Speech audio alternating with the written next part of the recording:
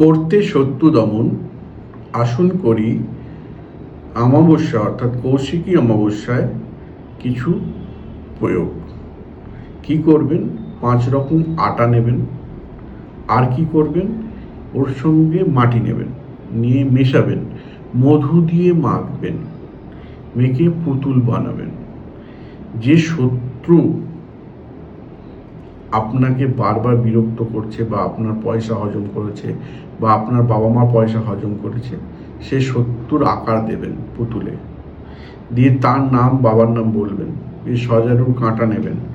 অমাবস্যার দিন নিশি পালন যখন হবে তখন একটা লেবু কাটবেন, কেটে সেই লেবুর রসটা ওর ওপর নিগড়ে দেবেন, দিয়ে সজারুর কাঁটা নেবেন, নিয়ে ওর মাথায় বারবার ফোটাতে থাকবেন আর বলবেন, শত্রু হয়ে যা ধ্বংস, ফিরে যাক তোর বুদ্ধি, নালে তুই হয়ে যাবি শেষ।